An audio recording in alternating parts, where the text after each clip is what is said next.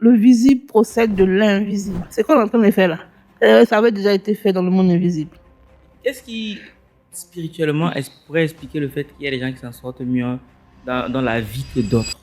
L'une des raisons est que dans le contrat d'âme, il y en a qui décident de devenir riches.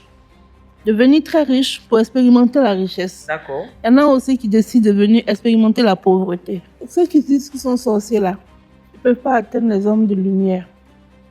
Non, ils ne peuvent pas. Leur corps est très dense. Ils ne peuvent pas. Vous parlez de l'emplacement du miroir. Oui. Là, c'est là où ça tout s'est gâté.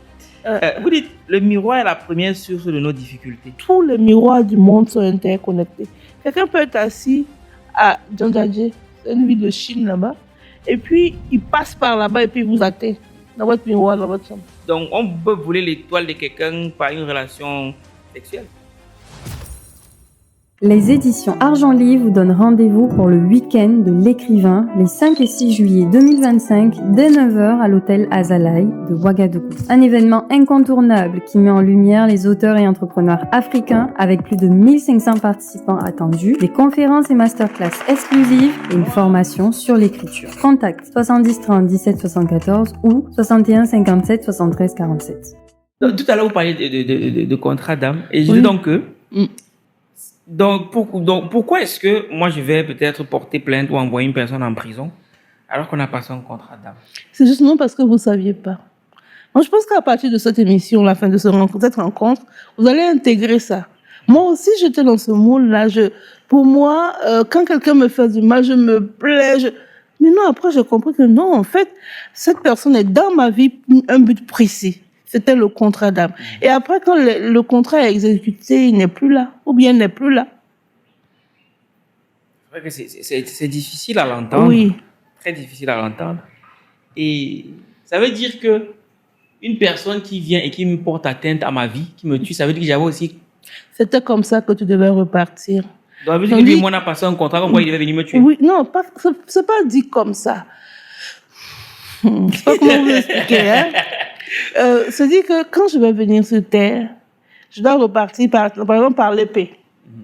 On dit celui qui doit périr par l'épée là, il ne se noie pas. Et puis donc c'est moi qui vais te faire retourner avec l'épée. Ah. C'est comme ça. Vous discutez en fait avant de venir. Même vos parents, vous les choisissez. Comment ça? Si. En fonction de l'expérience que vous avez envie de faire, vous choisissez vos parents avant de venir. Je parlais tout à l'heure de la réincarnation. Moi, je suis venue dans une famille. Moi, je suis 10e enfant de ma famille. Déjà, au sein de la famille, j'ai besoin d'expérimenter le pardon, la tolérance, l'amour, la sagesse, s'oublier pour le plus petit, se soumettre au plus aîné. Tout ça, j'en avais besoin. Donc, je suis venue dans cette famille-là. J'ai choisi mon père et ma mère en fonction de mes besoins spirituels, en fonction de qui je devais être. Et ma mère, quand elle était enceinte de moi, elle espérait un garçon. Parce que des 9 premiers, il n'y avait qu'un seul garçon. Donc, elle espérait que je sois un garçon. Et quand je suis née, je suis encore venue fille. Et mon père a dit, c'est la part de Dieu. C'est pour ça que je m'appelle Wend Pouiré. Je suis la dîme de Dieu. On est très croyants chez nous. Je suis la dîme de ma famille à Dieu. Ok. Apparemment, c'est les enfants qui choisissent leurs parents en fonction de l'expérience qu'ils souhaitent vivre. C'est ça. Moi, s'il y a toujours un truc que j'ai du mal à comprendre, peut-être vous allez trouver les mots. Vous n'êtes pas la première personne avec qui je parle de ça. C'est le fait que on a une âme. Bon, l'âme vit où d'abord? L'âme vit où? Oui, quand on dit, ok, quand on meurt, notre âme part où? Je vous ai dit au début qu'on repart d'où on est venu. Ah, ok. Nous sommes des êtres spirituels, nous sommes des dieux. En devenir. Quand on est physique, maintenant on est des dieux en devenir. Parce qu'on retourne toujours là-bas.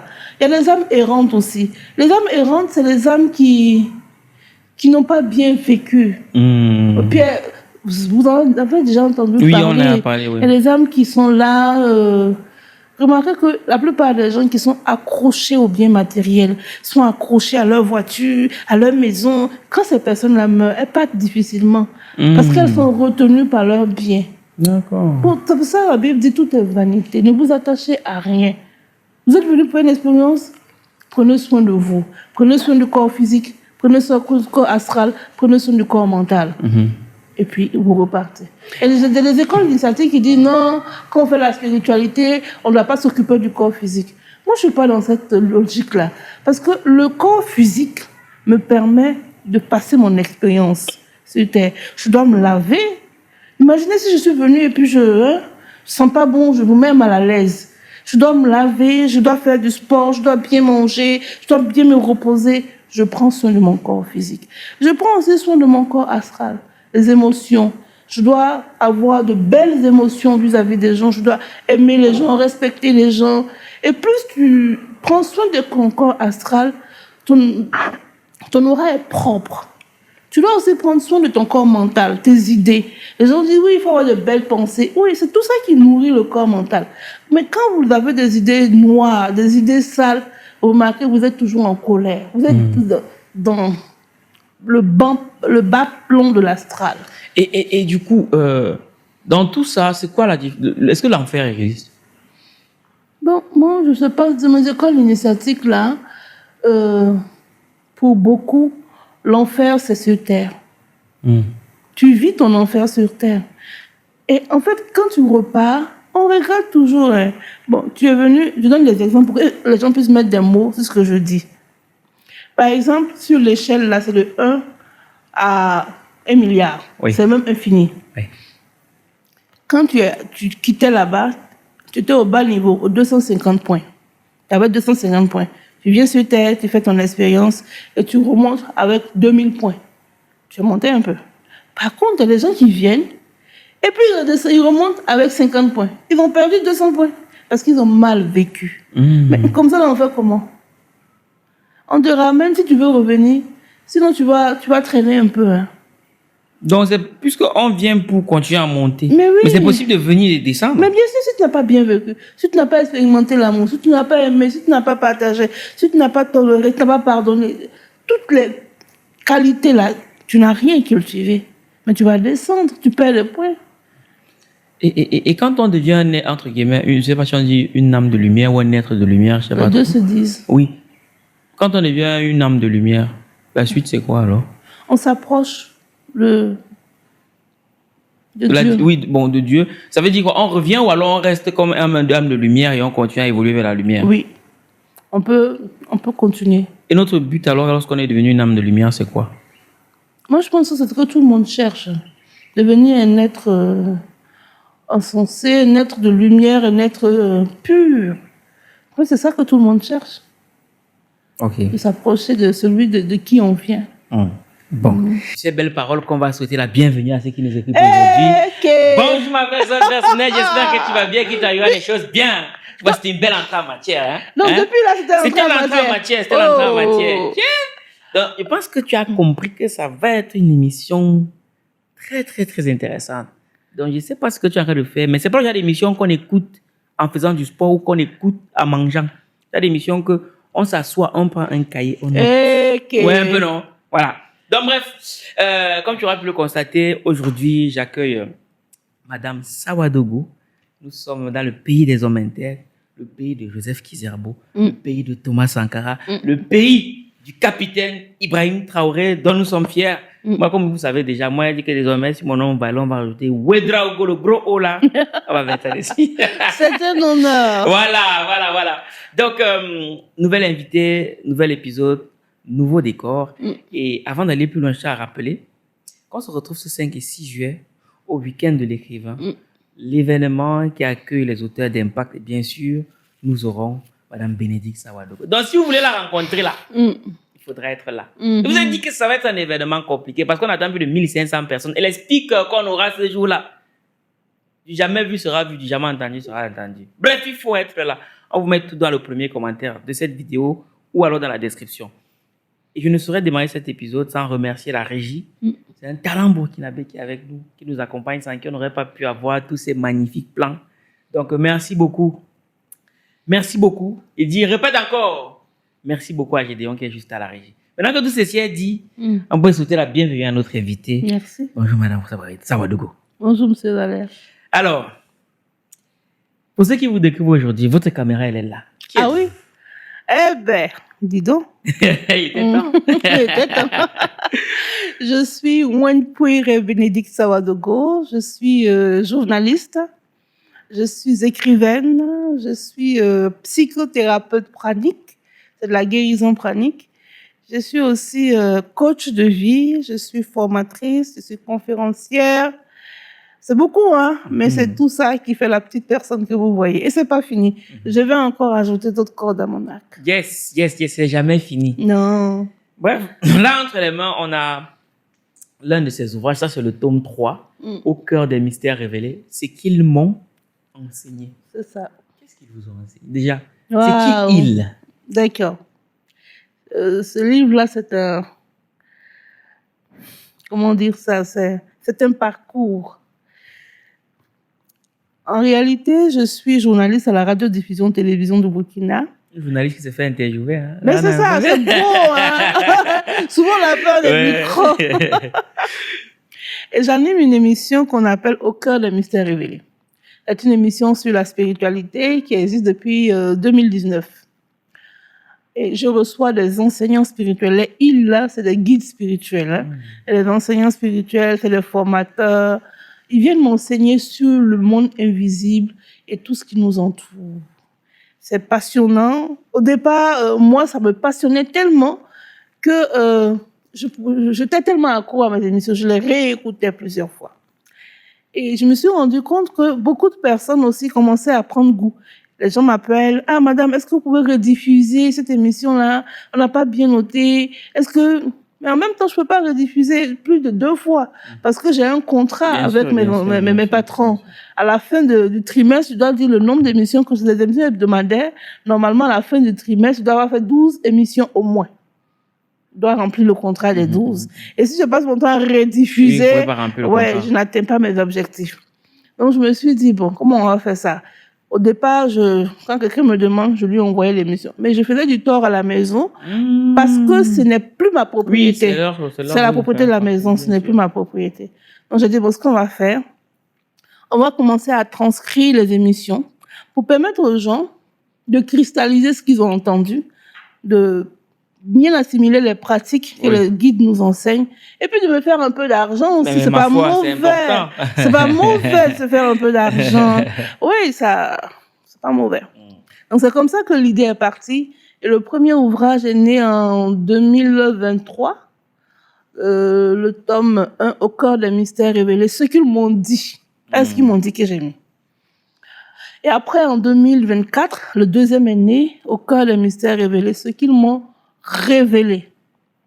Et en 2025, là, le troisième est né, Au cœur des mystères révélés, ce qu'ils m'ont enseigné. Vous voyez que ça va un peu crescendo. Au départ, j'étais un peu distante par rapport à ce qu'ils m'ont dit. Ensuite, je suis devenue un peu adepte. Je voyais les révélations quand même. Et puis après, je prends ça comme des enseignements et je me forme aussi. Voilà. Parce que c'est grâce à cette émission que je suis devenue aujourd'hui guérisseuse pranique. J'ai reçu des guérisseurs praniques qui m'ont expliqué, et comme je suis un peu curieuse, je dis, bon, je vais aller me former.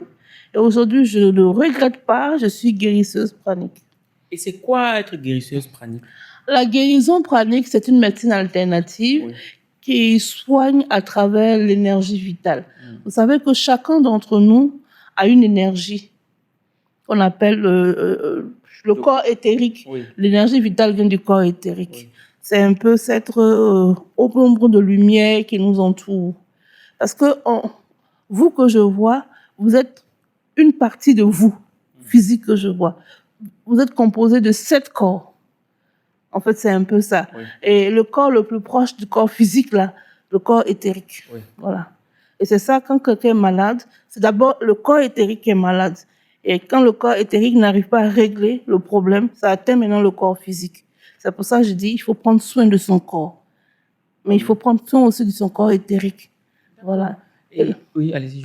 Et pour prendre soin de son corps éthérique, parce que je savais que ça allait venir comme question, je commence à vous connaître. Voilà, pour prendre soin de son corps éthérique, c'est surtout les bonnes pensées. Il faut penser bien.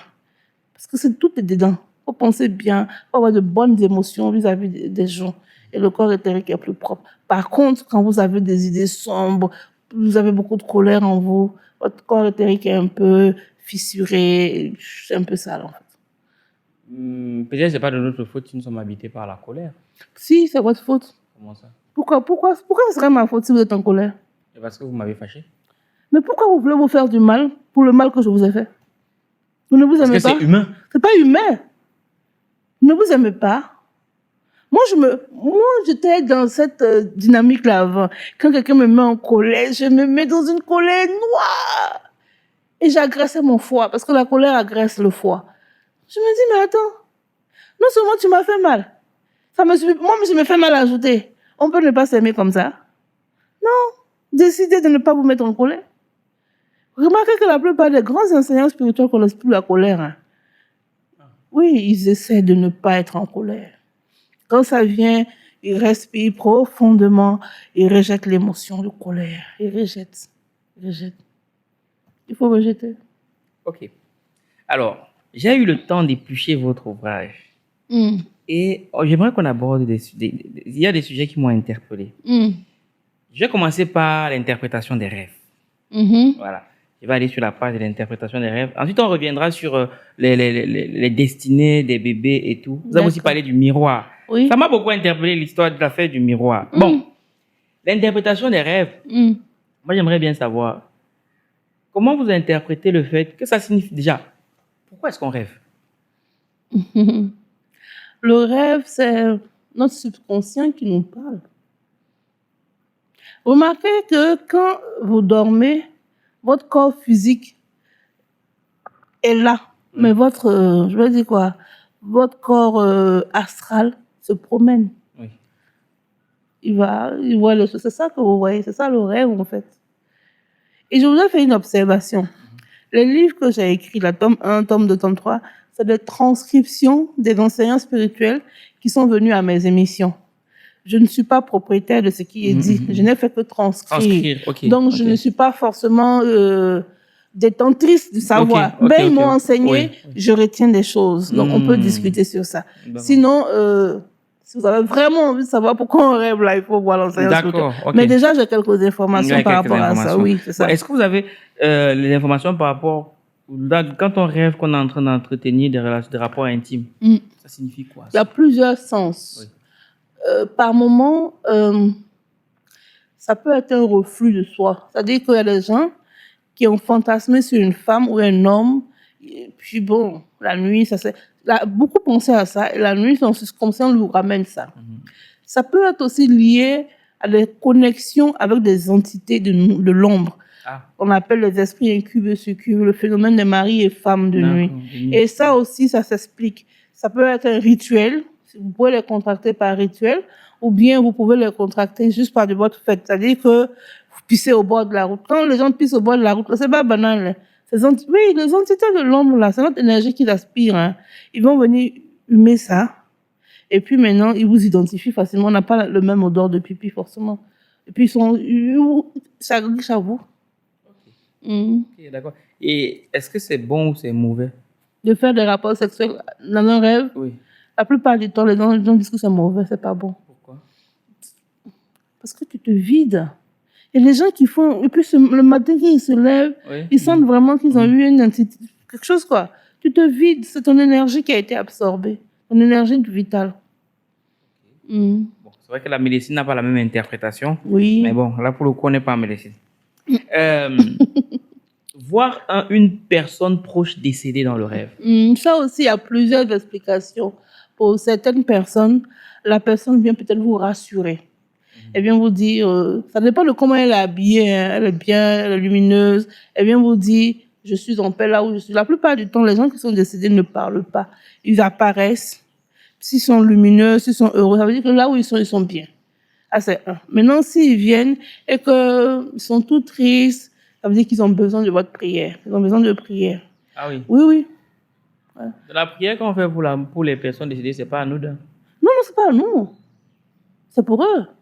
Donc, quand on dit que pour que l'âme repose en paix, c'est que... Donc, ça veut dire que les prières qu'on fait pour quelqu'un qui est décédé, ça peut faire en sorte que son âme puisse... Oui, ça aide. Oui, ça aide.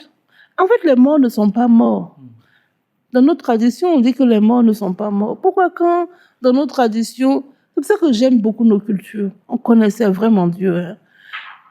Pourquoi quand quelqu'un meurt, il y a tout un rituel pour l'aider à partir. C'est parce qu'il n'est pas parti. Physiquement, il n'est plus avec nous. Mais spirituellement, il est là. Souvent, quand vous voulez parler, par exemple, à une personne qui est partie, faites l'expérience. Vous l'appelez, elle vient. Vous sentez sa présence. Vous avez fait ça? Non. Je donne un exemple. Si vous avez, par exemple, une maman qui est décédée, à qui vous voulez parler, appelez-la, elle viendra. Elle viendra. Si vous avez une intention, je sais pas moi, qui vous tient à cœur, et que vous avez, par exemple, 30 ans, vous l'appelez à partir après minuit, 30 fois, pendant 30 jours. Ah oui. Ah oui, et vous verrez, le problème pour lequel vous l'avez appelé là, c'est décante de façon miraculeuse. J'ai mis ça dans le livre. Hein. Ouais, ok. Ah ouais, c'est là-bas. Alors, autre chose, se voir, attends, rêver de sa propre mort. Mhm. Oui. Il y a des gens qui rêvent de leur propre mort, mais ça, j'avoue que personnellement, j'ai pas encore vu ça. Mais j'ai pas encore rêvé à ma propre mort, j'espère pas bientôt. Mais comme les enseignants spirituels l'ont dit, il y a toujours des sens. Ça peut être lié au fait qu'on est dans une situation où on pense qu'on va mourir bientôt. Et le subconscient vous le ramène toujours. C'est pour ça qu'on dit toujours, faites attention à ce à quoi vous pensez. Ça vous détermine. C'est le subconscient qui vous ramène ça. Mais généralement, on dit de faire attention. On peut conjurer le sort. S'il y a un mauvais sort, c'est généralement avec une pièce de 5 francs, Oui. du haricot, on fait une offrande à quelqu'un. D'accord. Oui, c'est... Et si les ceux qui vivent en Europe, qui n'ont pas 5 francs, qui n'ont pas de haricots, ils font comment? Ah, mon cher, il n'y a pas haricot en Europe. Bah, ils n'ont pas 5 francs. Il n'y a pas 5 francs en Europe. On aura prendre une pièce, la plus petite pièce là. Ah, ok. Donc c'est la symbolique. Ok. C'est la symbolique, c'est pas la symbolique, valeur c'est de pas la pièce qui ok, compte, non. ok. Autre chose, se voir en train de manger dans un rêve. Ça dépend, hein. Ça dépend de ce que tu manges. Parce que les gens disent que si tu manges de la viande rouge, ça peut être de la sorcellerie. On est en train de t'initier à la sorcellerie. Maintenant, si tu manges autre chose, c'est pas forcément mauvais. Mais les gens disent qu'il faut éviter de manger quand même un rêve. Mais comme c'est pas nous qui décidons, c'est le subconscient qui nous ramène. Oui. Mais en tout cas, quand c'est la viande rouge, c'est la sorcellerie. On est en train de vous initier. Ah. On nous initie sans notre consentement. Mais oui, vous pensez qu'on fait ça comment? Sans votre consentement. La plupart du temps, c'est comme ça. La plupart du temps, les enfants qu'on initie à la sorcellerie, là, vous pensez qu'on les a appelés, ah, tu vois, je veux que tu sois sorcière. Non, c'est sans leur consentement. Ça fait peur, hein? Mais ça fait peur. C'est pour ça que le monde invisible est plus dense que le monde visible. Il faut y croire. Les gens pensent que le monde invisible... On n'est pas seul là. On n'est pas seul. Il y a des entités qui sont avec nous. Il y a des êtres de lumière, il y a des êtres de l'ombre. On n'est pas seul. Mais qu'est-ce qui fait en sorte que, je sais pas moi, qui ne nous impacte pas, je sais pas. Vous pensez qu'il ne vous impacte pas? Ah oui? Je sais rien. Ah si. Il vous impacte. C'est vous qui ne savez pas. Vous n'en prenez pas conscience. Je donne une hypothèse simple. Oui. Vous savez, il y a un fruit ici, je ne sais pas si c'est... Tu vois, ça, on appelle le piment de Guinée. Si quelqu'un rentre tout de suite là, jette 2-3 grains de piment de Guinée, en 1 heure, on ne va pas se reconnaître. On va se cogner comme pour le fou. Si. Mais c'est l'impact que ce piment-là a eu sur les entités qui sont là, qui se répercutent sur nous. Oui. Si. Quand vous allez à une cérémonie de mariage, de machin, et que par exemple les femmes sont en train de préparer, et puis le piment se verse, il faut ramasser vite, sinon il va y avoir la bagarre. Ah ouais? Ah oui, les femmes savent ça. Il va y avoir la bagarre, il n'y a rien à faire. Si. Ça vient d'où? Ça vient du fait que les entités vont entraîner une bagarre? Elles ne sont pas contentes. Oui. Pourquoi parce que, par exemple, elles sont là en train de me causer. C'est comme si vous avez jeté du piment sur elles. Non, mais elles vont vous le faire vivre. Ouais. Il y a des choses dans le monde invisible. Eh oui. Il y a beaucoup de choses dans le monde invisible. Chez nous, par exemple, on ne verse pas l'eau chaude sans s'excuser. On dit grand phara. On verse même pas l'eau chaude là, même le sol comme ça. Sans s'excuser. Non, ça se fait pas. Parce que tu es capable de verser cette eau-là sur une entité. Mais ce qui est dommage, c'est que la plupart du temps, dans notre culture, on nous dit des choses sans nous donner l'enseignement spirituel qui va oui, avec. oui, c'est On vrai. dit On non, dit c'est juste, interdit. voilà. C'est ton totem. Mais moi, ce que j'admire dans cette émission, quand les gens viennent, ils disent non, on ne fait pas ça. Je dis, moi, je veux comprendre pourquoi. Et il y en a qui acceptent de m'expliquer pourquoi. La dernière fois, quand on échangeait, je vous ai parlé un peu de ce monsieur-là qui m'a parlé de témoignage d'une dame qui a la surdité, qui est sourde d'une oreille. Ouais. Et à l'hôpital, on n'a pas vu la surdité. Tout va bien là-bas. Mais quand même, ça ne va pas. Elle n'entend pas d'une oreille. Et elle a rencontré un guide spirituel et lui a demandé, mais elle ne comprend pas pourquoi on ne voit pas, mais elle n'entend vraiment pas. Le gars dit, OK, qui va consulter les entités. Et donc, quand il a consulté, on lui a dit que quand elle était jeune, plus jeune, elle a versé de l'eau chaude sur une entité qui lavait son enfant. Donc, l'eau chaude, là, elle a versé, et là où l'eau est versée, là, il y avait une entité qui lavait son enfant. Donc, l'entité a essayé de caler et l'a giflé. C'est ça qui l'a rendu sourde. Et là, c'était un rituel juste pour demander pardon, et puis c'est fini. Et quand il a fait le rituel, elle a retrouvé. L'entité a pardonné, elle a retrouvé son oreille. Il y a plein de trucs comme ça.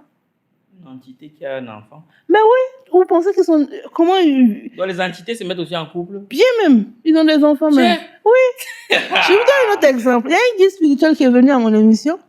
Il avait un terrain quelque part à Ouaga ici où il voulait construire. Et il est allé, comme c'est un guide, il connaît les choses. Il s'est rendu compte qu'il y avait des présences. Donc il part, il vient, il a finalement décidé de rentrer en contact avec eux. Donc le chef de famille là, lui a dit, ah, ici là c'est chez moi, je veux construire. Donc est-ce que je peux négocier pour que vous quittiez? Il dit, ah, il n'y a pas de problème, on peut quitter. Mais ma femme vient de poser la marmite du dolo. Donc il faut attendre qu'elle décharge. Ici, quand on prépare le dolo, c'est 3 jours. Donc, radio, que si c'est ça, il n'y a pas de problème. Mais dans le monde invisible, le dolo, là, c'est pas 3 jours. Hein. Ah oui. Quand le gars repart, 3 jours après, il dit non, je t'ai dit que elle vient de poser, il faut attendre. Mais je vous jure que le monsieur a fait 3 ans. C'est 3 ans après, quand il est reparti, l'entité là était là, lui dit bon, on a déménagé, tu peux construire ta maison. Et les choses. Tu comprends comment les entités se mettent en couple, ils se draguent aussi. Comment? C'est une question. Moi, je les vois pas se draguer, mais ils sont en couple, ils ont des enfants. Bah oui. Ils ont des enfants aussi. Ils tombent malades aussi. Ah, ça, franchement, je sais pas. On m'a pas encore parlé de leur maladie. Mais retenez que ce qui se passe dans le monde visible se passe dans le monde invisible. Le visible procède de l'invisible. C'est quoi qu'on est en train de faire là? Ça avait déjà été fait dans le monde invisible. Bah oui, je t'ai parlé de contrat d'âme. Avançons. Ok. Se voir en train de tomber dans le vide. Waouh. Généralement, quand on tombe dans le vide. Vous voyez un peu la symbolique. Vous tombez dans le vide. Vous descendez. Vous êtes prospère au moment où vous tombez. Votre prospérité va chuter. Hein? Est-ce qu'il y a souvent je sais pas, j'ai souvent entendu ça, qu'il y a souvent des chefs d'État qui vont consulter des voyants pour leur dire s'ils vont gagner les élections présidentielles et tout. Est-ce que ça vous arrive que des personnes très influentes viennent vous consulter? Moi, en quoi ils vont me consulter? Pourquoi? Je sais pas, moi. Moi, je connais que les enseignants spirituels, peut-être tu peux passer par mon canal pour demander le contact de quelqu'un. Mais sinon, non, pas du tout. Sinon, je sais que il y a des gens qui consultent. En fait, c'est parce que nous, on vit sans tenir compte de certaines règles de l'univers. Hein. Vous savez, même quand vous voulez donner rendez-vous à quelqu'un, si vous avez sa date de naissance, si vous voulez avoir une influence sur lui, il y a les heures auxquelles il n'est pas favorable. C'est à ces heures-là que vous donnez rendez-vous. Par exemple, l'heure à laquelle vous m'avez donné rendez-vous, si ça ne m'était pas favorable, vous ne m'aurez jamais vu ici. Hein. Non. Ah non, je ne serais pas venu. Ah oui. Ah oui. Mais vous faites comment? Vous consultez? Non, je ne consulte pas, je sais. Ah. Je connais ma date de naissance, je connais mes heures qui sont favorables, mes heures qui ne sont pas favorables. Et si l'heure à laquelle je devais venir ici, la coïncide avec une heure qui ne m'est pas favorable, j'aurais trouvé un prétexte pour ne pas être là. Wow. Mais et c'est quoi le risque de ne pas connaître ces heures favorables pour certaines activités? Le risque, c'est qu'on vous influence facilement. Oui. Par exemple, si quelqu'un, genre votre partenaire d'affaires, vous donne rendez-vous, qui connaît ces enseignements-là, et vous donne rendez-vous à une heure qui ne vous est pas favorable, c'est tout ce qu'il dit qui va passer. Ah oui, hein? Ah oui? C'est tout ce qu'il veut qui va passer. Vous allez tout acquiescer, puis après, pourquoi j'ai accepté ça? Pourquoi j'ai accepté ça? Non, vous étiez à un moment où l'alignement des planètes ne vous était pas favorable. Et ça, il faut savoir. Vous savez, les chefs d'État occidentaux, là, ils ne prennent pas rendez-vous à nos chefs d'État au hasard. Ils calculent tout ça, là. Et qu'est-ce que vous pouvez nous dire au sujet des couleurs? Les couleurs, bon, chaque couleur a un sens. Chaque personne naît avec sa couleur aussi. Hein. Et les couleurs de prospérité, par exemple, je vais donner deux, trois couleurs comme ça. Quand vous voulez aller voir rendre visite à un malade, évitez de porter du rouge. Le rouge irrite le malade. Ouais, ça va l'irriter. Portez du bleu, ça apaise. C'est apaisant. Par exemple, le mercredi, si vous partez faire une affaire, c'est bon d'avoir du jaune sur vous. Le jaune? Oui. Le jaune facilite les affaires aussi. Et est-ce que ça anodin si les chefs d'État, très souvent, ils mettent des costumes bleus? Peut-être pour apaiser le climat dans lequel ils sont. Mais la cravate rouge, je remarque beaucoup mettre la cravate, c'est l'autorité. Mais quand tu vas dans un pays où tu n'es pas, c'est pas chez toi, là, tu ne peux pas aller porter cravate rouge sur le chef d'État qui est là-bas. Ah oui? Ah non, pourquoi? Et le protocole, on te dit non, il faut changer la cravate. Ah oui? Ah, mais bien sûr. Moi, je te dis de changer. Il y a quelqu'un qui est plus autorité que toi ici. Par exemple, tu viens chez moi. Attends, on a besoin de te dire ça? Ah non, non, non. Les gens ne font pas les choses au hasard. Hein. Non, c'est même la gestuelle. Oui, oui, oui. Ouais, la gestuelle. Il y a des moments, la façon de croiser les bras fait que tu n'es pas perméable. On ne peut pas. On peut pas. Même les pieds, même le pouce. Il y a des choses. Mais nous, on ne sait pas, on arrive, on est ouvert comme ça, comme un boulevard. Les gens rentrent dans nous. Pendant qu'ils causent à nous, là, il y a des enseignants spirituels qui sont autour. Il y a des numérologues, il y a des astrologues. Que c'est tel conseiller, machin chouette. Non, ils sont finis à nous. Oui, oui. Eux, ils font rien dans la dentelle. Hein. Vous riez, non? Et pour quelqu'un qu'est-ce qui, spirituellement, pourrait expliquer le fait qu'il y a des gens qui s'en sortent mieux dans la vie que d'autres? Il y a plusieurs raisons. L'une des raisons est que dans le contrat d'âme, il y en a qui décident de devenir riches. Devenir très riches pour expérimenter la richesse. D'accord. Il y en a aussi qui décident de venir expérimenter la pauvreté. Il y en a aussi, de par leur date de naissance, ils sont voués à connaître la pauvreté. Ah oui? Ben oui. À la date de naissance, dans l'année, il y a 52 jours où quand tu nais à ces jours-là, même si tu veux, il faut dormir. Mais je ne vais pas vous donner les jours-là parce que ça va rendre des gens paresseux. Même si tu veux, il faut dormir. Tu vas manger. Et il y a 4 jours où quand tu nais, l'un de ces 4 jours-là, tu nais avec une cuillère d'or ou de diamant ou ce que tu veux. Tu ne peux pas ne pas connaître la prospérité. Maintenant, le reste là aussi, c'est se battre pour arriver. Ah. Parce que donc ça veut dire que tu peux naître à une date qui est propice pour la prospérité, mais si tu ne te bats pas, tu ne prospéreras pas. Si tu es parmi les autres jours là, oui, les autres jours là, si tu es né dans une date qui est prospère là, il n'y a rien à faire, tu seras prospère. Même si tu dors tous les matins? Tu seras prospère. Ça va venir, mais si tu fais un peu, ça sera plus dense. Tu vois un peu.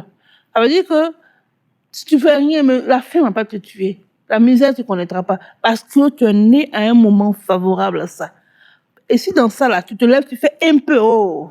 On dit, les chansons, et quand ils touchent un peu seulement, c'est ça. Mais pourquoi il y a certains pays qui sont très riches et d'autres pays ou bien villes qui sont très pauvres? Alors, ça veut dire que tous là qui sont dans le village ou dans le pays, ils ont décidé, leur contrat d'âme, c'est qu'on va expérimenter la pauvreté.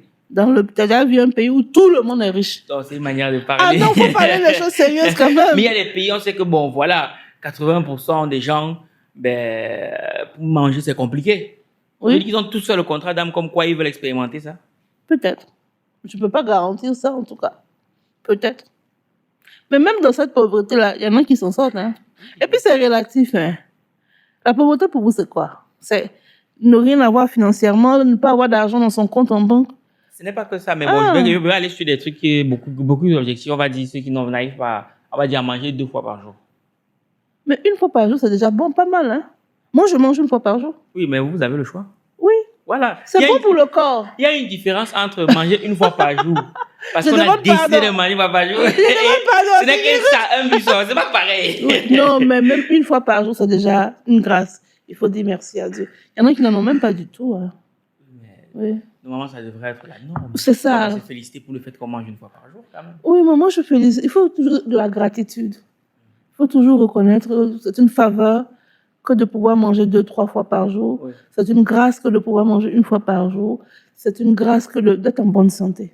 Donc, un peu de gratitude, c'est pas mauvais. L'univers aime les gens qui sont reconnaissants. Quand vous êtes reconnaissant, l'univers vous en rajoute. Mais quand vous n'êtes pas reconnaissant, il vous retire même le peu que vous avez. Je suis d'accord. Je suis tout à fait d'accord avec ça. Mm. Ok. Autre chose. Mm. Je cherche mes anti-sèches parce qu'il ne faut pas que je loupe quelque chose. Vous avez loupé un peu quand même. On peut pas tout dire, ouais. Non, non, en fait, oui, on ne peut pas tout dire. Il y a tellement se voir là à l'enterrement habillé, se voir dans un cimetière. On n'aurait pas pu tous les prendre. Il y en a combien? Il y a 63. Que Ils n'ont- 63. J'ai Voilà, choisi de ne pas ouais, tout mettre. Ils n'ont qu'à aller acheter le livre. C'est ça, Voilà. un peu ça. Ok. Vous dites aussi que il y a moyen de connaître la destinée d'un bébé. Ben oui. Vous parlez par exemple du pouce. Mm. Et vous expliquez dans le livre que en fonction de si le pouce est à l'intérieur quand il ferme ou à l'extérieur quand il ferme, ben, ça montre s'il va prospérer ou s'il sera Oui. moins prospère. Ouais. Ça veut dire que chaque enfant, je vous parle de contrat d'âme, André, vous n'avez pas encore compris la notion de contrat d'âme. Quand un enfant naît, il vous dit sa destinée. Mais il faut que les parents soient assez outillés pour comprendre. Les enfants qui naissent, qui n'ont pas duré à leur naissance, même vous savez.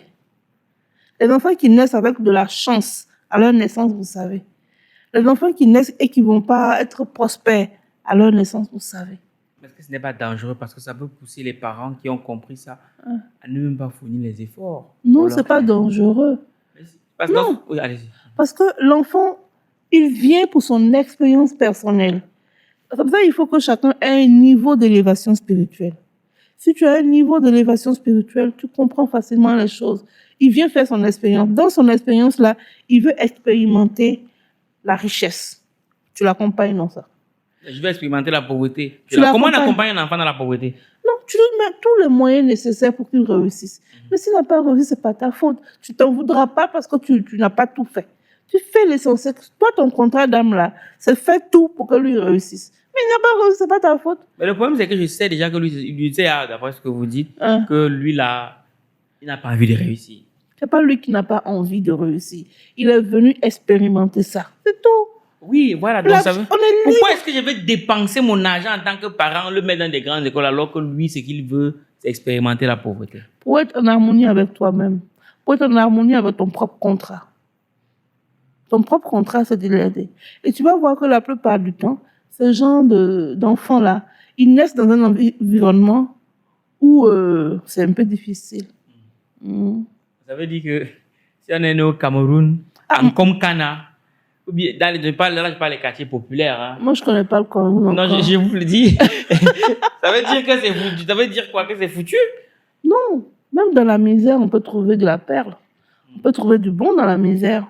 C'est vraiment, je ne sais pas comment expliquer ça. C'est à l'intérieur de soi, l'expérience qu'on fait. Et vous allez voir les gens qui sont heureux dans leur misère. Parce que c'est ça qu'ils sont venus expérimenter. Ils sont très heureux dedans. C'est nous qui pensons qu'ils sont malheureux. Mais non, moi quand je vais au village, je vois souvent mes oncles, mes tantes. J'ai le cœur qui... Ça se noue comme ça. Mais je me rends compte que les gens sont hyper heureux. Parce que vous savez que par moment, quand vous donnez 200 francs à un vieux ou bien à une tante, toute l'année, chaque fois qu'il vous a... pour par exemple, merci pour hier. 200 francs. C'est vrai. Ils sont heureux. C'est leur expérience. Ils n'en veulent pas à quelqu'un parce qu'ils sont riches. Non, non. Mais non, je confirme. Hein, parce que on le voit en Europe. On voit des gens qui ont tout pour être bien, mais ils sont dépressifs. Vraiment. Alors que des fois en Afrique, tu as des gens qui n'ont rien. Ils sont hyper heureux. Franchement, quoi. Quand tu passes du temps avec ces gens-là, tu te réveilles, tu es chargé positivement. Parce qu'ils se plaignent de rien. Ils acceptent tout. Et puis, le peu qu'ils ont là, ils mangent, ils causent, ils rient. Ils sont heureux. Non, c'est vrai. C'est vrai. Okay, bon. Apparemment, il faut regarder le pouce. Bref, si vous souhaitez savoir quelles sont les positions, le livre est là. Ouais. Il y a autre chose. Vous avez parlé, analyser les bébés qui ne pleurent pas à la naissance. Ah oui, il y en Qu'est-ce que a. ça signifie? D'un point de vue médical, on va dire que... C'est que là, un problème au niveau des cordes respiratoires. Oui. Mais il y a des bébés, ils ne sont pas venus pour rester longtemps, en fait. Ils ne pleurent pas. Mais ils sont bien portants. Mais les médecins, avant, le taper, et puis vont faire un cri. Mais c'est des enfants, quand vous les couchez, ils pleurent. Hein. Vous n'entendez pas ces cris. Mais quand vous venez le prendre, tout ici, là, il y a des larmes. Oui. C'est des enfants qui ne sont pas venus pour durer.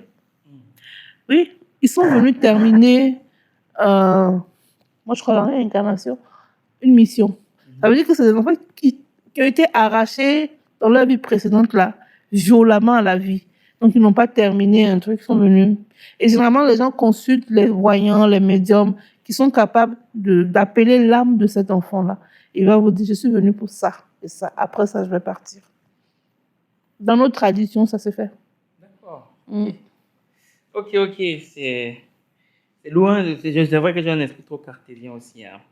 Un esprit trop cartésien. Donc C'est votre contrat d'âme. Ok. Vous avez dit, non, moi, il a discuté de tout. Vous parlez aussi des voleurs d'étoiles. Bah oui. Donc, quelqu'un qui se fait voler son étoile, c'est aussi un contrat qu'il avait passé? Bah, je sais pas, mais je sais que le voleur d'étoiles, en tout cas, il y en a beaucoup. Et c'est tellement facile de voler l'étoile de quelqu'un. Comment ça? Moi, il y a un guide qui m'a expliqué que il vole ton étoile, il travaille avec. C'est lui qui prospère. C'est tous les gens qui sont prospères, là. Ouais. Il va voler ton étoile, travailler avec. Et c'est à sa mort, celui qui a volé l'étoile là, c'est à sa mort que toi, ta prospérité est venue, parce que l'étoile revient à sa place. Donc, quand il vole ton étoile, il ne remplace pas du charbon. Et quand il met le charbon, qu'est-ce qui se passe? Les éditions Argent Livre vous donnent rendez-vous pour le week-end de l'écrivain les 5 et 6 juillet 2025 dès 9h à l'hôtel Azalaï de Ouagadougou. Un événement incontournable qui met en lumière les auteurs et entrepreneurs africains avec plus de 1500 participants attendus, des conférences et masterclass exclusives et une formation sur l'écriture. Contact 70 30 17 74 ou 61 57 73 47. Et quand il met le charbon, qu'est-ce qui se passe? Et tu es là, tu crapailloutes, tu te bats, ça va pas, tu cherches, je suis dans la galère, Mais, comment on fait pour savoir qu'on nous a volé, on a volé notre étoile ou pas? Donc ça, il faut consulter un guide spirituel quand même. Parce que c'est un peu bon, c'est un peu tiré par les cheveux parce que dans ce cas-là, C'est pas tiré par les est-ce cheveux, que c'est hein. pas dangereux ce que vous dites? Parce que bon, il y a beaucoup de gens qui galèrent et tout disent que non. C'est parce qu'on a volé mon étoile. Il y a le grand frère, le cousin ou la tante qui Non. m'attache au village. Un truc. Non, on n'attache pas quelqu'un comme ça. C'est pour ça que je disais tout à l'heure, il faut nourrir votre corps mental et votre corps astral. Quand c'est bien nourri là, les forces ne peuvent pas vous atteindre. Si. Mais c'est ça le problème en fait. On nourrit pas bien son corps mental et astral et puis on en veut aux gens. Remarquez que ceux qui disent qu'ils sont sorciers là, ils ne peuvent pas atteindre les hommes de lumière. Non, ils ne peuvent pas. Leur corps est très dense. Ils ne peuvent pas. Ils ne peuvent pas. Donc, il faut que chacun apprenne à nourrir son corps physique, son corps mental, son corps astral. Et on m'a aussi dit qu'il y a le marché des étoiles. De ça, j'ai jamais entendu parler. On m'a parlé de ça récemment. On m'a dit qu'il y a des gens qui volent l'étoile des autres et après ils partent. Bon, il y a un marché, oui, ok, tu vas acheter son C'est où étoile. ça? Bref. Ici? Je sais pas, mais quelqu'un m'en a parlé récemment, là, il y a peut-être 2 semaines. C'est ce que certains pasteurs font. Ils vont là-bas, ils rachètent les étoiles, les gens, ils vont mettre sur quelqu'un d'autre. Bref, on m'a dit un truc un peu. Voilà, ce qu'on m'a dit. Bon, voilà. On m'a dit ça. Et récemment, j'ai discuté avec Juste Crépin Gondo. Je ne sais pas si vous voyez qui c'est. L'ivoirien, là. Je l'aime bien. Oui, non, il est très bien. Mm. Et il disait que par moment aussi, il y a certaines personnes qui vont aller avoir une certaine intimité avec la femme des personnes influentes pour prendre l'étoile de. Ça veut dire que même, donc, on peut voler l'étoile de quelqu'un par une relation sexuelle. Bah oui, le sexe, c'est très, très dangereux. Ça, je disais tout à l'heure que quand un homme disperse beaucoup sexuellement, il disperse sa prospérité. Il faut faire attention à qui vous mettez dans votre intimité, à qui vous mettez dans votre lit. Par exemple, chez nous, souvent on entend dire, depuis que je sors avec telle femme-là, mes affaires prospèrent plus. Donc, depuis que je sors avec telle femme, mes affaires prospèrent. C'est pour ça que je lance un appel à tous les hommes et à toutes les femmes. Faites attention à qui a accès à votre intimité. Parce que si vous êtes une femme mariée et que vous vous donnez à quelqu'un d'autre, il y a deux hypothèses majeures. La première hypothèse, c'est que vous réduisez la vie de votre mari. Chez nous, c'est comme ça. Il faut faire attention. De sorte que, quand même ce monsieur-là te donne de l'argent, tu ne prépares pas avec ça pour nourrir ton homme. Non, ça ne se fait pas. L'autre chose, c'est que quelqu'un passe par ton intérieur là pour arracher la prospérité de ton mari. Et ça se fait. Les initiés savent de quoi je parle. Mais souvent, ce genre d'entretien-là, il faut faire attention. Parce qu'il y a les non-initiés qui écoutent, qui vont vouloir expérimenter ça. Et c'est dangereux. Il faut, oui, il faut, non. Pourquoi Dieu a mis le sexe là-bas? C'est quand même quelque chose de sacré. Sinon, il aurait mis ça aussi le front comme les yeux, mon chien. C'est sacré, le sexe. On ne fait pas le sexe à tout vent. On ne donne pas son aide. Quelqu'un qui connaît ton sexe connaît tout de toi. Qu'est-ce qui reste? Rien. Il connaît tout, absolument tout de toi. Et puis les gens pensent que non, on est sorti avec le préservatif. Ça n'a rien à voir. Le préservatif dans le monde spirituel, absolument rien. Il a absorbé quelque chose en toi. Autant tu prends ces démons, autant tu prends ces anges. C'est comme ça. Donc faites attention au sexe. Il y a des femmes qui m'ont dit non, elles sortent avec tout le monde. Non, vous n'imaginez pas le degré, la dose de déchets spirituels que vous absorbez avec ça. Si nos yeux étaient capables de voir la charge émotionnelle négative que le sexe déposait chez nous, là, on allait être plus sage. C'est vrai. Il y a des hommes qui sont propres physiquement, mais là-bas, c'est très sale. Ils sont passés dans plusieurs écoles, plusieurs trucs. Mais si on a une ancienne copine ou copain il y a peut-être 10 ans, ça marche aussi? Ça veut dire quoi? J'ai eu une ancienne copine il y a 10 ans. On a eu une quelconque intimité. Est-ce que quelqu'un peut aller voler mon étoile auprès de cette ancienne copine? Bon, ça, je ne sais pas. Apparemment, il faut avoir l'honnêteté des choses. Je sais pas. Je sais que si tu sors avec une femme à témoin, puis elle se promène au spa, c'est pas bon. Pas bon. Et est-ce que l'inverse est aussi vrai? C'est-à-dire un homme qui est avec une femme, et maintenant une autre femme vient prendre l'étoile de cette femme-là, quand on couche avec un homme. Non, je ne sais pas si l'inverse est vrai, mais je sais que tu vois l'organe génital de la femme. C'est un dépôt. On dépose. Mais l'homme, ce n'est pas un dépôt. L'homme, c'est un donneur. Tu vois, donc, c'est pas, ça peut ne pas être vrai, mais je ne sais pas quand l'informatique sur cet enseignement. Donc, je ne peux pas m'hasarder. Mais vous voyez, c'est que l'autre a déposé. Oui. Est-ce que c'est forcément bien? Quand l'autre vient, il rentre dedans. Il prend. En fait, c'est ça. C'est pour ça qu'il faut faire attention avec qui on a du sexe. Ouais. Puis le sexe, c'est sacré. Vous aurez dit ça. Beaucoup de gens tendent à dire que l'Afrique a tendance à se rapprocher de l'Europe en termes d'évolution. Beaucoup de gens pensent et disent. Et l'évolution en Europe laisse penser que c'est aéré, c'est périmé de penser que le sexe est sacré. Est-ce que ce n'est pas le cas aussi ici en Afrique? Beaucoup de personnes pensent effectivement que le libertinage sexuel, c'est ça le top en fait. Ouais. Il faut faire des expériences sexuelles. Moi, je suis connectée à ma divinité intérieure et je sais que ça ne fait pas partie de mes repères. Et je suis connectée à ma source. Je sais que dans ma source, on ne m'a jamais éduquée en disant que je dois donner mon corps à tout le monde. Non, on ne m'a jamais dit ça. Donc, je ne connais pas ça. Mais je pense que chacun d'entre nous doit se reconnecter à sa source. On vient de quelque part. Vous prenez par exemple votre enfant, votre fils, votre garçon. S'il n'est pas connecté à vous, ne pensez pas qu'il se perd? Si. Quand il va à l'école, il fait ce qu'il veut, il sort, il repart, il va où il veut. Mais il doit revenir quelque part, non? Il revient à la maison, il va voir sa mère, il va voir son père, il se retourne toujours vers sa source. Moi, je pense que chacun doit se connecter à sa source. Pour moi, le sexe est sacré. On ne fait pas du sexe à tout vent. Non, c'est sacré. Vous savez, chez les mots aussi, on ne regarde pas le sexe d'une femme. Oui? On ne regarde pas. Mais aujourd'hui, les gens font du sexe. Excusez-moi. Les gens font du sexe, ils regardent. Vous savez ce que... On ne regarde pas. C'est sacré. Pourquoi nos parents faisaient ça la nuit? Aujourd'hui, les gens font ça le jour même. Vous savez, les enfants qui sont nés Je ne vais pas vous donner le signe. Là. Quand tu vois, ils ont un signe sur le visage. Quand vous voyez ce signe-là, c'est que ses parents ont fait l'amour dehors à pleine lune. Ouais. Ça a un impact. Ça impacte. Les initiés savent de quoi je parle. C'est pas tout, on dit, ouais. On parle et puis on laisse un peu. On laisse un peu, on ne dit pas tout. Oui. Ok. Bon, chacun n'a qu'à creuser. Il y avait autre chose que j'ai aussi vu qui m'a interpellé dans le livre. Il y a beaucoup de choses. Il y a beaucoup de choses. Une émission, on peut pas. Ouais, non, il y a beaucoup de choses intéressantes. On peut pas parler de tout ça. Bon, les gens n'ont qu'à acheter le livre ou bien venir consulter. Ils payent la consultation. C'est bien aussi. C'est pas mauvais, c'est pas mauvais. Vous parlez de l'emplacement du miroir. Oui. Là, c'est là où ça tout s'est gâté. Vous dites, le miroir est la première source de nos difficultés. Ah ouais, c'est vrai.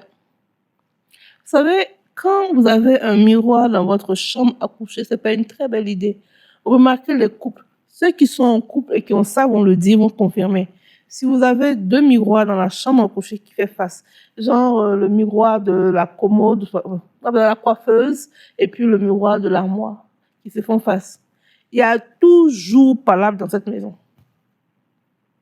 Demandez aux couples qui ont ça, ils vont vous dire. La chambre à coucher, c'est pas un endroit pour mettre le miroir. Il y en a qui, oui, je vais vous expliquer. Parce que le miroir a une mémoire, c'est un conservateur de mémoire. Il y a des gens qui mettent le miroir et puis ils regardent leurs ébats sexuels dans le miroir. Ça se fait pas. Tous les miroirs du monde sont interconnectés. Quelqu'un peut être assis à Djandjadje, c'est une ville de Chine là-bas, et puis il passe par là-bas et puis il vous atteint dans votre miroir, dans votre chambre. Parce que les miroirs sont interconnectés. Quelqu'un peut être assis en Côte d'Ivoire, dans sa chambre, il y a son miroir et il vous voit dans votre chambre, couché. Et quand vous êtes couché, je vais dire quoi, pour qu'on comprenne facilement, votre âme n'est plus là, c'est votre corps physique qui est couché là. Il fait ce qu'il veut avec vous. Donc il faut faire attention au miroir. Le miroir, c'est vraiment le nid de nos problèmes. Si vous avez des miroirs dans votre chambre, avant de dormir, il faut couvrir le miroir là, avec un panier, vous couvrez. Il y a 2 nuits dans la semaine où vraiment, faites très attention au miroir. La nuit du mardi soir et la nuit du samedi soir. Samedi soir, c'est le jour des entités de l'ombre. Ils sortent, ils se promènent. Bon, question bizarre, mais pourquoi le samedi soir?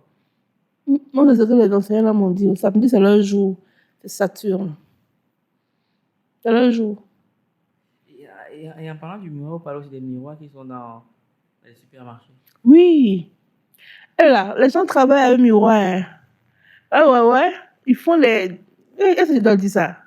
Pardon, vous avez dit... Pardon, faut dire... Il dit dans le livre, c'est que non, faut dire... Oh. Dans certains endroits, les gens font des rituels avec le miroir. De sorte que quand vous passez, vous regardez dans le miroir, vous laissez une partie de votre prospérité. Donc pour vous, c'est pas juste un outil de décoration? Non! Ils savent. C'est vous qui pensez que c'est décoration. Eux, ils savent.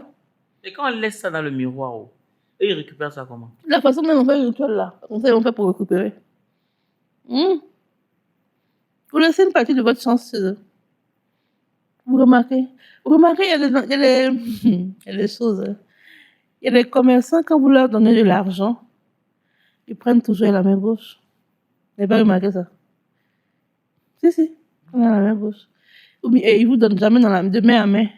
Ils posent, et vous prenez. Ah oui? Ah oui. Si. Comme ça. Pourquoi ils font ça? Non, parce qu'ils ont fait des rituels. Aussi, ils vous donnent de la main, ils s'appauvrissent. Mais quand ils posent et vous prenez, vous avez pris du papier. L'essence spirituelle de l'argent, la reste avec eux. Mais est-ce que ce que vous dites là, c'est pas juste des superstitions? C'est pas de la superstition. Ces gens, leur boutique prospère toujours. Ça tombe pas. Et puis, regardez là où ils mettent leur caisse. Il y a des endroits stratégiques pour mettre la caisse. Non, en fait, c'est nous. Il y a beaucoup de choses qu'on ne connaît pas. Et moi, je félicite les enseignants spirituels qui ont accepté d'ouvrir un peu pour qu'on sache. Il y a beaucoup de choses qui se font. Dans les salons de coiffure même. Là. Moi, je dis, mais nous, les femmes, on se coiffe toujours dans le salon. Les femmes qui ont un peu là, elles ne se coiffent pas dans le salon. Hein. Elles appellent la coiffeuse à la maison. Parce que il y a des femmes, quand elles arrivent dans le salon de coiffure, tous leurs problèmes les déposent là-bas. Elles pleurent, elles se regardent dans le miroir. Toi qui viens t'asseoir après elle, là, le miroir te transmet ça. Miroir? Oui. Je vous dis, C'est la première fois que j'entends. Ah oui, le miroir, c'est un outil très dangereux. Avec le miroir, vous pouvez savoir le nom de votre âme sœur, son visage même. Ça s'est fait la nuit du 28 février au 1er mars. Comment ça se passe? Achetez le livre. Là. Aïe, aïe, aïe. C'est lourd. C'est trop lourd, là. Mon cerveau est en ébullition. Elle va trop dire. Bon, c'est vrai. Et aussi, vous dites que le miroir capte la nudité et en spiritualité, la nudité. La honte, oui. Ne vous regardez pas nu devant un miroir, c'est pas bon. Tout nu. Même quand vous rêvez et vous voyez tout nu là, vous allez avoir honte dans les jours qui suivent. Si vous regardez tout nu pour le miroir, là, est-ce que vous sortirez d'ici tout nu? Jamais. Non, vous ne sortirez pas. C'est votre... Même quand vous sortez, vous allez avoir tendance à... Voilà. Pourquoi tendance à fermer ici? Ne fermez pas là, c'est là. Votre tout est là. On parlait de sexe tout à l'heure là. Donc je dis, quand vous vous regardez tout nu dans un miroir, il a capté le message de la honte. C'est ça qu'il a capté en fait. Et il va faire en sorte que vous viviez la honte dans les jours qui viennent. Bon, on va essayer d'être un peu plus vigilant pour voir si c'est vraiment ça. Ah, vous voulez expérimenter la honte? Vous avez dit qu'on est venu expérimenter. Ok, bonne chance. Bonne chance. Ok, tout à l'heure, on parlait de la spiritualité et de Dieu. Vraiment, s'il y a même une raison pour laquelle moi je vous recommande de vraiment acheter le livre, c'est cette partie-là. Il est super intéressant. Ah oui? Il y a une approche que je n'avais jamais vue. Et vraiment, j'ai commencé à la lire. Je n'ai pas voulu m'arrêter parce que, bon, le temps, mais j'ai vraiment voulu terminer. Pour vous, dans la spiritualité, il y a deux choses, l'homme et l'univers. Oui. Vous avez bien pris le soin de mettre homme avec grand H. Ouais. Univers avec grand U. Oui. Pourquoi? Bon, j'imagine que homme avec grand H, c'est pour désigner l'homme et la femme. Mais univers avec grand U. Univers. On est uni vers quelqu'un. Univers. On est uni vers Dieu. Et pour montrer, le grand U pour moi représente l'immensité. Le mot immense est petit. C'est la grandeur, la majesté, l'immensité de Dieu par rapport à nous. Nous sommes infiniment petits. Nous sommes même pas un grain de sable dans ce monde-là. Et il y a quelqu'un qui est au-dessus de nous.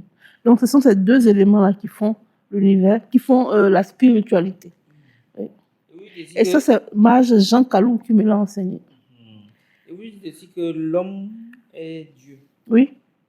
Comment on appelle l'enfant d'un chien? Comment on appelle l'enfant d'une chèvre? Pourquoi on n'appellerait pas l'enfant d'un Dieu? Bon. Si l'homme c'est Dieu, pourquoi l'homme n'est pas omniscient, omnipotent, omniprésent et tout? Parce qu'on n'a pas atteint certains degrés spirituels. Ça, ceux qui l'ont atteint l'ont expérimenté. Ou bien, ceux qui l'ont atteint l'ont expérimenté. Il y a des maîtres insensés qui ont atteint certains niveaux. Mais la terre ici, là, on ne peut pas expérimenter ça. Il faut grandir encore. Notre degré de maturation ne peut pas. C'est pour ça qu'on est venu cultiver l'amour. Quand on vient, on vient parce qu'il y a quelque chose qui nous manque. On vient prendre ça ici et puis on repart. Voilà. Et une fois qu'on est mort là, on devient omniscient, omnipotent, tout ce que vous voulez. Par exemple, quand vous êtes mort, je vais dire des conneries, mais ce n'est pas des conneries. Hein. Vous êtes à l'instant T là où vous pensez. Par exemple, si... c'est pour ça que souvent on dit, ah, j'ai rencontré un tel ici, j'ai vu un tel. Mais ce n'est pas lui en fait, c'est son âme. Si moi je suis ici, si je meurs, j'espère ne pas mourir maintenant, et que je pense à Abidjan, je suis à Abidjan. Je pense à Montréal, je suis à Montréal. Je suis à Montréal, pardon. Si je pense à Beijing, je suis à Beijing. C'est vraiment instantané. Oui, c'est instantané. C'est imminemment instantané. Mais comme personne n'est encore mort pour aller faire cette expérience-là, c'est un des enseignants spirituels qui m'a dit ça. Et je lui ai dit ce jour-là, j'ai dit, c'est Maître Guérachel Fatoumbi, que beaucoup connaissent d'ailleurs. Je lui ai dit, Donc, on va faire du tourisme après la mort. Il dit, eh, comment? Ah, ah. Ah oui, oui, oui. Du tourisme après la mort. Ah, on va voyager. Mais ça, on ne pourra pas déguster les bons plats de là-bas, quoi. On n'en a plus besoin. Et si vous dites que les entités cuisinaient et tout, Mm. donc Tu vas aller manger des entités là. Tu n'en as pas besoin. Tu n'en as pas besoin, vraiment. est-ce que vous croyez qu'il y a des gens qui disent qu'ils parlent avec les morts? C'est possible ça? Bon, ça, peut-être. En tout cas, peut-être qu'il parle avec l'âme du mort. Peut-être, ouais, c'est possible. Mhm. Il y a des gens qui sentent l'odeur de la mort. La mort a une odeur. Avant que la personne ne parte, hein, on sent l'odeur. Ouais. J'ai souvent entendu ça, des gens qui m'ont dit que ils pouvaient sentir si une personne va décéder. Mhm. Il y a des gens qui... Les gens, tout le monde a des dons. Il faut juste savoir les activer. Tout le monde a des dons. Tout le monde. Dieu ne nous met pas sur terre sans nous donner quelque chose qui va nous permettre de grandir spirituellement. Tout le monde a des dons, mais c'est que souvent on n'en est pas conscient. Mhm. Hier, on avait une discussion. Mhm. Vous faisiez comprendre. Vous avez dit que vous faisiez déjà le nom. C'était Mon nom? pranique. Oui, guérison pranique. Guérison pranique. Et vous m'expliquiez qu'avec la guérison pranique, on peut même guérir des fractures, on peut guérir des cancers et tout. Et ma question, c'est si c'est aussi puissant que ça, pourquoi c'est pas vulgarisé? Pourquoi est-ce que les gens mettent des milliards pour développer les chimiothérapies, la radiothérapie, des milliards pour faire des recherches, alors qu'il suffit de venir se fermer auprès d'un guérisseur pranique? Ça coûterait moins cher. Non, tout est une question d'argent, hein, mon frère. C'est le business. Oui, ça coûterait moins cher de faire ça plutôt que de dépenser des milliards. Par exemple, Covid. Le Covid a mis le monde entier en statu quo. En réalité, pour moi, la guérison pranique n'est pas opposée à la médecine moderne. Hein. Oui. Elle est complémentaire. J'explique pourquoi. Parce que la guérison pranique agit sur le corps éthérique. Et je vous disais tantôt en début d'émission que c'est quand le corps éthérique est malade et qu'il n'arrive pas à s'en sortir, que ça atteint maintenant le corps physique. Ouais. Donc, si le corps physique est affecté et que la médecine moderne traite le corps physique, la guérison pranique, pendant ce temps, traite le corps éthérique. Et les deux vont de pair. Oui. Les deux vont de pair. Donc, il n'y a pas de conflit. Pour moi, il n'y a pas de conflit. Moi, quand quelqu'un me dit j'ai des maux de cœur, j'ai des palpitations, je comprends pourquoi. Très rapidement, c'est émotionnel. Donc, je nettoie le côté émotionnel, mais quand même, tu lui diras de faire une consultation pour savoir de quoi il s'agit et comment on peut l'aider de façon physique. Les deux sont complémentaires. Mais véritablement, la guérison pranique fait le succès. Il n'y a pas longtemps, il y a une dame qui a été guérie du cancer qui est venue au centre de Ouagadougou rendre un témoignage. Elle était lumineuse, elle était très heureuse vraiment. Il y a beaucoup de témoignages dans ce sens-là, beaucoup. Moi, je sais qu'il y a un vieux qui m'a contacté une fois. Il souffrait d'incontinence urinaire. Et ça fatigue les personnes de troisième âge parce que chaque fois, il faut se lever, aller faire pipi la nuit. Ça les fatiguait beaucoup. Donc, quand il m'a dit, bon, on va faire le traitement. Il y a un protocole, hein. C'est pas qu'il y a un protocole qui établit clairement, qui dit quels sont les centres d'énergie sur lesquels il faut travailler et comment nettoyer. Ça vous dit également quelles sont les méthodes. Enfin, c'est vraiment technique, hein, qu'il faut faire.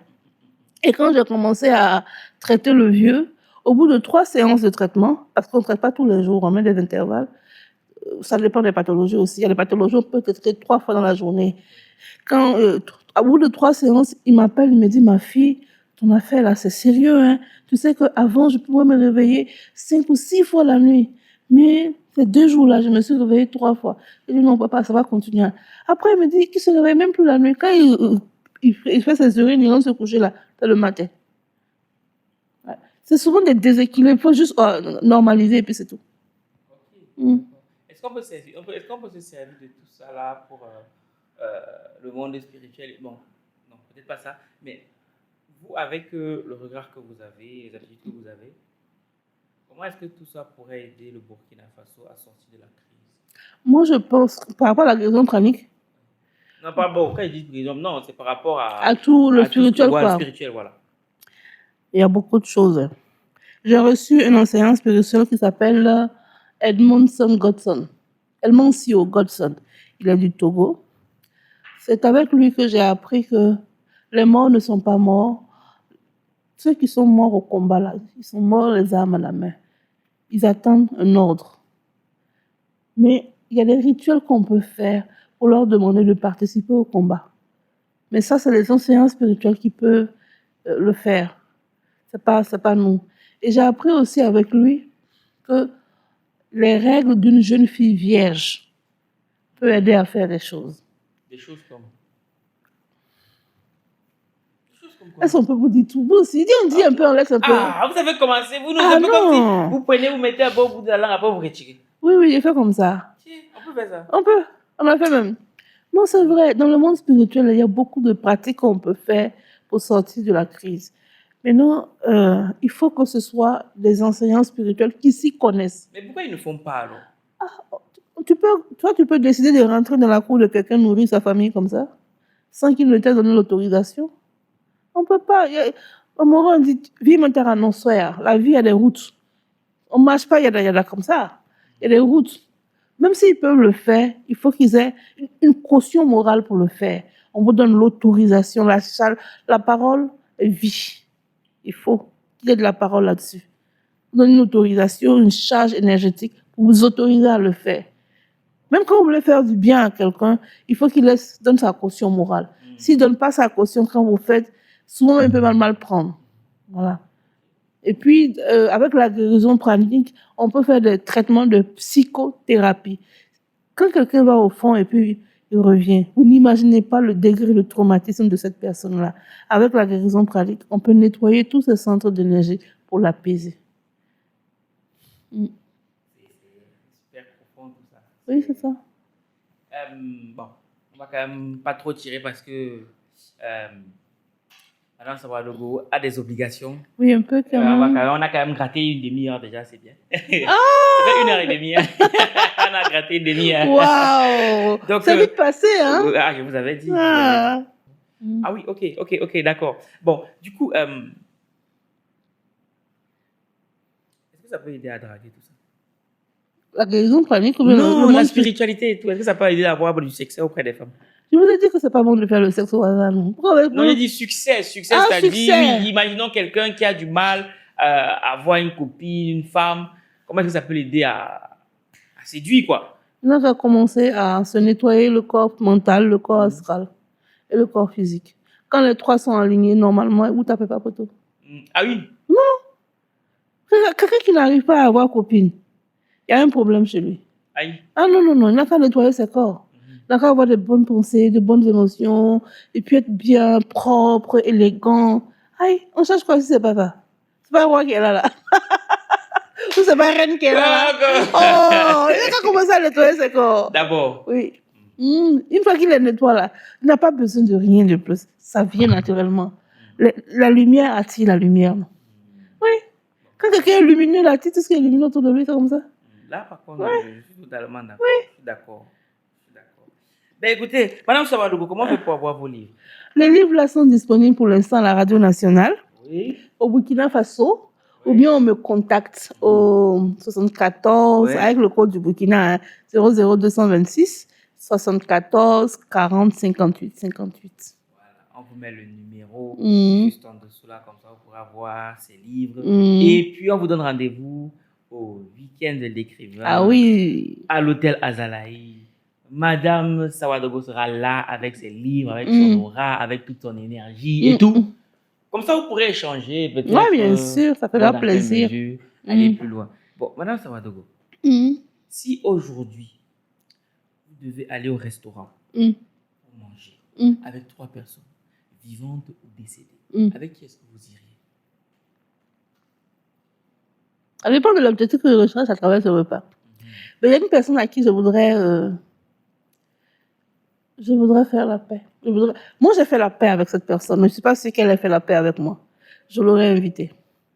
Je lui aurais dit, c'était ta mission, je ne t'en veux pas. Alors là, pas du tout. Et merci pour ce que tu as fait dans ma vie. Merci parce que tu as assumé le contrat d'âme. J'ai une idée. Je peux cacher le morceau. Non, crache. C'est sûr que ça, c'est affaire d'ex, c'est ça. Non. Par exemple, affaire de Goumen, ça. Moi, je ne connais pas Goumen. Non, pas du tout. En tout cas, il a bien assumé son contrat d'âme. Il a réveillé le potentiel qui dormait chez moi. Il m'a permis de grandir. Et ça, je lui dis merci. Honnêtement, merci. Mais on avait dit 3 personnes. 3 personnes. L'autre personne que j'aurais aimé, c'est ma mère. Ah, j'ai tellement aimé cette femme-là. Ouais, je l'aurais invitée. Je serais partie avec elle au restaurant. Je revois un peu les plats qu'elle aime. C'est ça que j'allais commander. Et puis, la 3e personne, c'est mon fils. Il est médecin. C'est ma plus belle réussite. Les discussions doivent souvent être compliquées. On peut faire ça. Trop discuter. Il est trop cartésien aussi comme toi. Mais bon, c'est la déformation professionnelle, oui, c'est ça. Mais il faut aussi qu'on accepte que on a des limites. Oui. Il faut rester ouvert. C'est vrai. Bon, oui, rester ouvert. Voilà, on a besoin qu'il y ait une certaine logique. Mais bon, ok. Ben, écoutez, votre caméra est là, je vous laisse le mot de la fin. Merci à tous ceux qui ont pris le temps. C'était long d'écouter cette émission. Je pense que je vous ai ouvert un peu des connaissances nouvelles. Et je dis toujours, absorbez toutes les connaissances nouvelles selon votre contenance spirituelle. Parce que tout savoir doit ajouter de la terre à votre termitière de connaissances. Ne mourrez jamais sans avoir joué votre musique intérieure. C'est important. Cherchez votre musique intérieure et jouez-la. La main s'est dite. Cherchez votre musique intérieure et jouez-la. Mais c'est pas simple. Non, pas simple. Justement, la phrase « connais-toi toi-même et tu connaîtras le monde et les dieux ». C'est ça. C'est ça. C'est pas du tout simple. Non? Pourtant, lorsqu'on se connaît, on fait de meilleurs choix. Exactement. Et je pense que j'ai appris à me connaître. Ouais. Ah non, c'est très très vrai. Mais j'ai mis pratiquement 5 ans pour le comprendre. Ah oui? Parce que c'est une phrase qu'on dit. Parce que votre âme n'était pas prête. Oui, quand l'âme est prête, l'enseignement est capté rapidement. On me l'a souvent répété, connais-toi. Pas percuté. Parce que moi, j'ai besoin très souvent de mettre du sens. Les trucs juste... moi, c'est compliqué. Mais un jour, je ne sais pas qui l'a dit. Ça a percuté en vous. Là, ouais. L'âme est prête. Chacun a le devoir déjà de se connaître et ensuite de réaliser ce pourquoi. On est là. On est tous en mission. Tous. Bref, l'équipe, si vous avez aimé, n'hésitez pas à liker, commenter, partager. Oui. C'est une manière pour nous de savoir que ça a du sens de faire ce genre d'émission. Oui. Pour le reste, vous connaissez le rendez-vous. Merci à toi. Non, franchement, merci beaucoup. Tu as une très belle âme. Ah, merci. Ouais, tu as une très belle âme. Tu es lumineux, tu es solaire. Faut pas que ce sourire te quitte. Quelle que soit la situation, que ce sourire ne te quitte jamais. En tout cas, c'est pas la première fois qu'on me dit ça. Récemment, j'ai fait une émission avec Maïma que je reçois encore bientôt. Elle est d'origine martiniquaise. Ah, d'accord.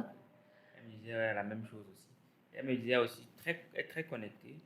Pour elle, elle m'a dit, si je n'avais pas connecté avec vous, je ne serais pas venu. Oui. C'est comme ça.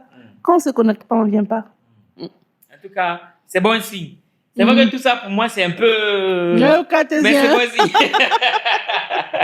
Cela étant dit, ma personne personnelle, on est ensemble comme en décembre et on se ressemble. Merci. Les éditions Argent Livre vous donnent rendez-vous pour le week-end de l'écrivain les 5 et 6 juillet 2025 dès 9h à l'hôtel Azalai de Ouagadougou. Un événement incontournable qui met en lumière les auteurs et entrepreneurs africains avec plus de 1500 participants attendus, des conférences et masterclass exclusives et une formation sur l'écriture. Contact 70 30 17 74 ou 61 57 73 47.